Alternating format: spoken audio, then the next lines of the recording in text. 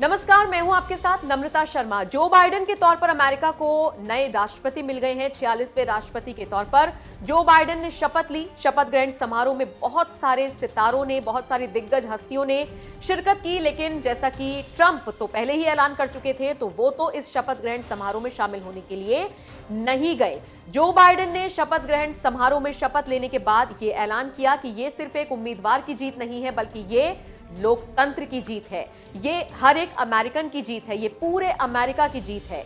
आज का दिन अमेरिका का है। इस तरह की बातें उन्होंने कही और अब खबरें ये भी सामने आ रही हैं कि जो बाइडेन कई ऐसे नए फैसले ले सकते हैं जो अमेरिका के जाहिर तौर पर हित में होंगे, और कुछ ऐसे पुराने फैसले हैं जो ट्रंप द्वारा लागू किए गए थे, उनको बदला जा सकता है।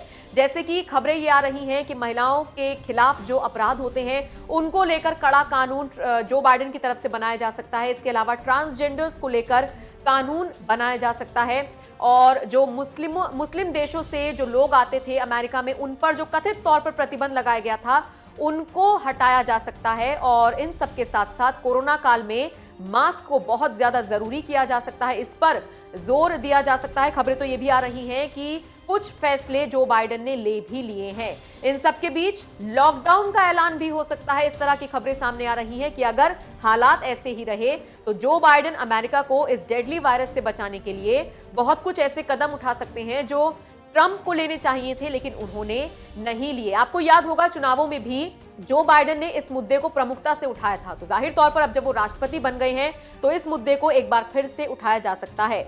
बता दें आपको, लोकतंत्र की जीत तो जो बाइडेन ने इसको बताया ही, साथ ही साथ ये भी कहा कि जनता की इच्छाओं को सुना और समझा गया है।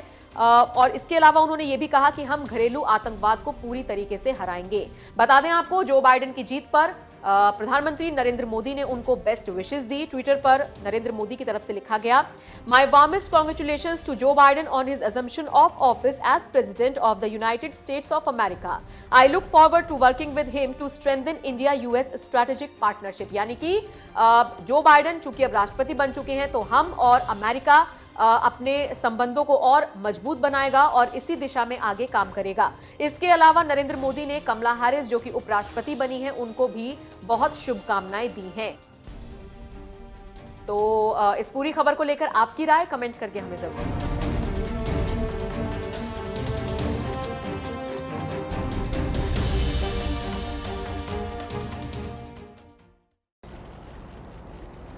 Please raise your right hand and repeat after me. I, Joseph Robinette Biden Jr., do solemnly swear I, Joseph Robinette Biden Jr., do solemnly swear that I will faithfully execute the office of President of the United States office of President of the United States and will, to the best of my ability, preserve, protect, and defend the Constitution of the United States. So So help you God. help me God. Congratulations, Mr. President.